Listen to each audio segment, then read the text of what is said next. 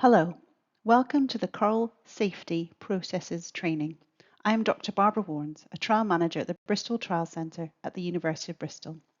In this presentation, I'm going to give you a brief reminder about the Coral Study recruitment pathway and an overview of the safety processes embedded within the trial. This slide shows the first part of the Coral recruitment pathway. First, an initial database search will be conducted to produce a report of the anonymous demographic data for your patients with coding for heart failure. The next two steps are optional and can be skipped if your site team have limited capacity. In step 2, a search will be run to identify the patients with heart failure who do not have LVSD coded. Staff should then add the LVSD QOF codes to the relevant records, where there is evidence of it in the medical notes. In step 3, a further database search is then conducted, which will produce a report of the anonymous demographic data for the patients with new coding for heart failure and includes those with a newly coded LVSD. In step 4, a search will be run to identify people over 18 with heart failure and coded LVSD and excludes people taking warfarin, those with a soy or peanut allergy, or those with a coded lack of capacity. The people found in this search will proceed to eligibility screening, where all the eligibility criteria need to be manually checked. This step must be completed by a GP. There is more information on this in the database searches training video and EMIS System 1 instructions. Next, an invitation text should be sent to all those eligible participants who accept text messages. We will provide the appropriate text for this message.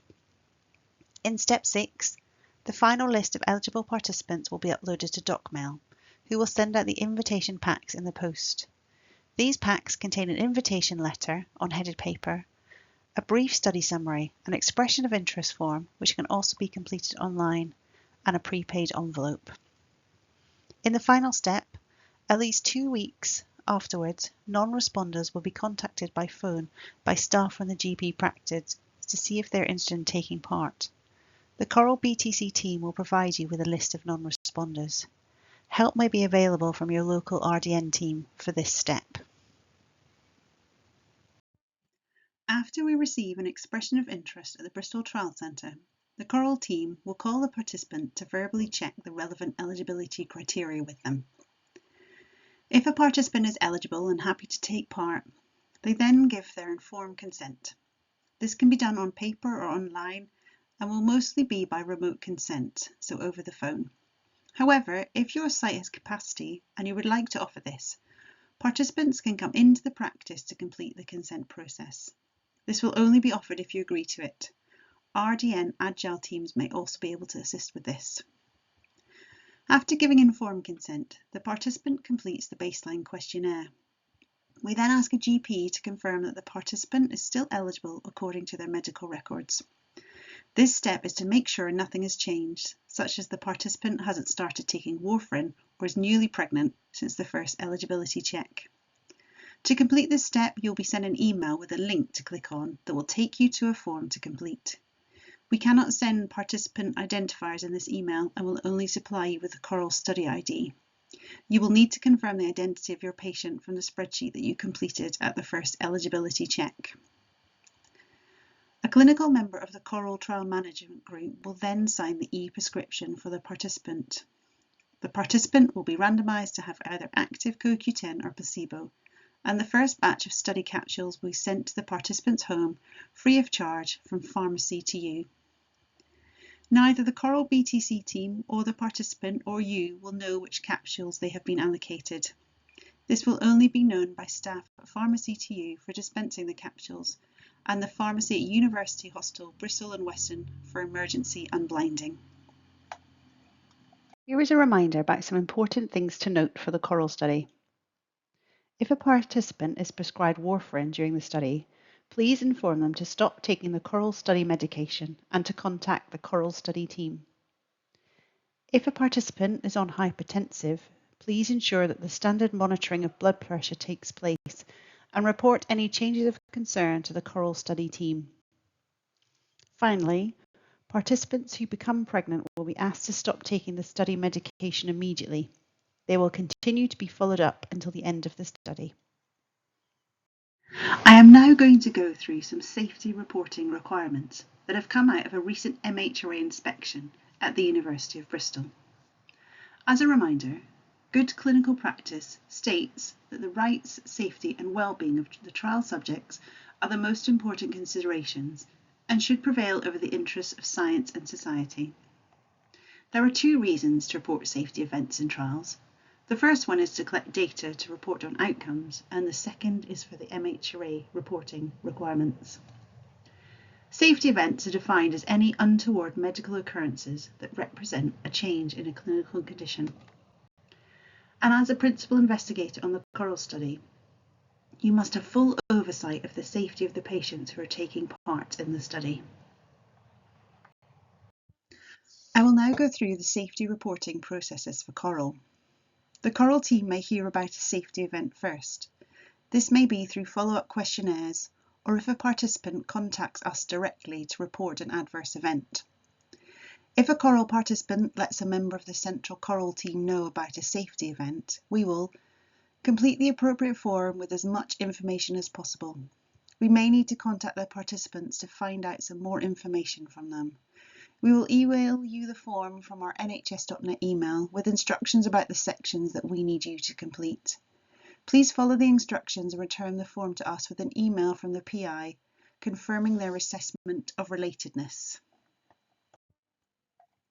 You are likely to be made aware of safety events when your patient presents at the surgery.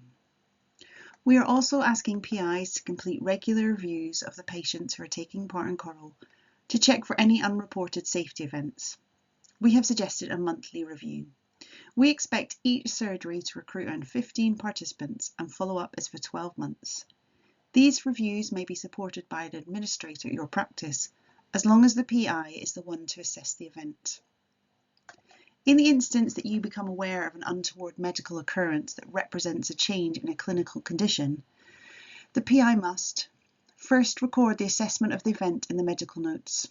The PI should determine whether it is serious and related to the CORAL IMP.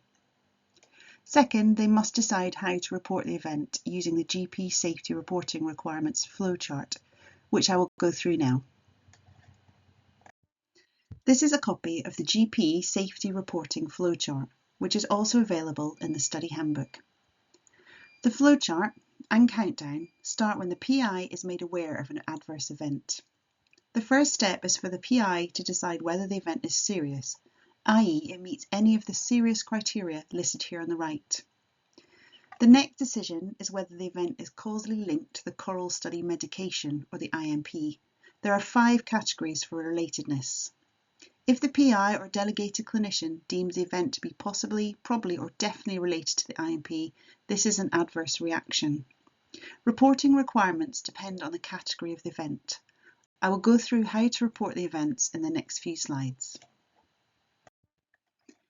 If the event is deemed both serious and possibly, probably or definitely related to the IMP, this is a serious adverse reaction. These events must be reported to UHBW via email and the CORAL study team using the UHBW Safety Initial Report form within 24 hours of the PI becoming aware of the event. If the event is deemed serious but unlikely or not related to the IMP, this is a serious adverse event, or SAE. SAE should be reported to the CORAL study team via email using the GP SAE reporting form as soon as possible after you become aware of the event. Any adverse events that are not serious but are deemed to be possibly, probably or definitely related to the CORAL IMP are adverse reactions. Adverse reactions should be reported to the CORAL study team using the GP adverse event reporting form as soon as possible after you become aware of the event. Adverse events that are not serious and deemed unlikely to be related or not related to the CORAL IMP do not need reporting to us. Please record the record of assessment of the event in the participant's medical records. We do not need to be told about them. Importantly, for all events, you should document in the medical records your record of assessment and the action that was taken. I will now show you what each form looks like. All forms are available on our website, and the password for the GP site section is coenzyme. Only GPs can establish the relatedness of adverse events. You must have selected Task 3 on your training log to be able to do this role. If you print, complete and scan the form and the PI or GP ink signs the form, you can email it to us from any account. If you complete a form electronically, it must be emailed to us from the GP or PI's professional email account. This email is our evidence that the GP or PI completed it and is needed for our audit trail. The form to report serious adverse events that are deemed to be possibly, probably or definitely related to the participant taking the coral study capsules is shown here and is available on our website. Please note that the form may be updated periodically, so may not look exactly like the one shown on the screen, but the principles are the same. The most recent version will be available on our website. Events of these types should be reported to UHBW via email research@uhbw.nhs.uk and the Coral Study Team bnssg.coral@nhs.net within 24 hours of becoming aware of the event.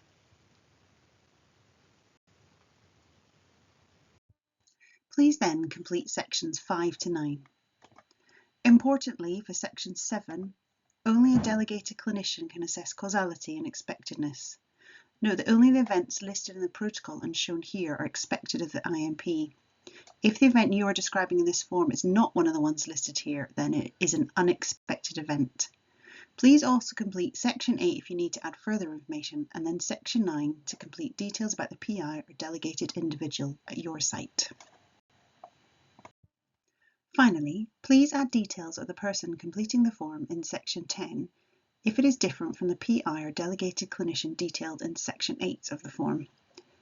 Please send the form to UHBW and the Coral Study Team using the email addresses shown here within 24 hours of you becoming aware of the event. We would prefer an incomplete form rather than a delayed form. If you need to send us more information about the event at a later date, please complete the follow-up form. This form is similar in format to the other form and allows you to supply extra information about the event should it become available. This form is also available on our website. The form to report serious adverse events that are deemed not related to the Coral IMP looks like this. You will need to fill in all available information that you have at this stage. Note that for the primary event, this should be the diagnosis where possible, or main symptom if diagnosis is not known. Please only tick one option. The onset date is the date that the event became serious, e.g. the date they were hospitalised, not the date the event started. Please complete all sections on this page if you have the information. The question, was the event related to the Coral Study capsules, must be completed by the PI or a delegated clinician. There are notes about the classifications of the events to aid your decision making at the end of the form. Once complete, please email the Coral team ASAP. We would prefer an incomplete form rather than a delayed form. If you need to report more information about event later on, please complete the serious event follow-up form, which is shown in the next slide. Please complete all the sections with any additional information you have. On this form, you can add more details about the event, the intensity of the event, the outcome, end date, and if they're withdrawn, and if the causality assessment needs to be updated from the initial reporting of the event. Once this form has been completed, please send it to the Coral team on the email address shown. This form is to be used to report adverse reactions. These are events that are not serious, so they haven't caused the person to be hospitalised, for example, but you think they are possibly, probably, or definitely related to the participant taking the Coral IMP. Please complete information about the participant and details of the person reporting the event. The PI or delegated clinician must be listed here and complete the relatedness assessment. Please then fill out details about the adverse event or events. The table on page 2 should have one row per event. These events should either be from the list at the top of the page, which are expected events for the IMP, or can be other. The final page, which is not shown, contains notes about the classification of the events to aid your decision making. Once you've completed as much as you can on the form, please email it to the Coral team as soon as possible. We would prefer an incomplete form rather than a delayed form. If you hear about an adverse event that is not serious and unlikely to be related or not related to the participant taking the Coral IMP, you do not need to complete any forms or report it to us. However, please document your record of assessment and the action that was taken in the participant's medical records. If you have any queries about which form to use, please contact us so we can help you. To summarise the safety reporting requirements, we ask you to complete the actions in the letters and emails that are sent to you. If we hear about a safety event and we need more information from you, we will let you know. We're asking you to complete regular checks of medical records of your randomised patients, for example, once a month, to look for unreported safety events. We're also asking you to record your assessment of any safety events in the medical records and to follow safety reporting procedures in the study handbook to determine how to report any safety events. Thank you for listening to this training. If you've already completed some training for the Coral study, please complete the Microsoft form that was emailed to you. If this is the first training you've completed for the Coral study, please complete the training and delegation log that can be found on our website. The website address is here, and the password for the 4GP site section is coenzyme. The code word for this training is ecosystem. If you have any questions, please contact us on our Coral Study email or by calling us on 0117 455 6725. Thank you.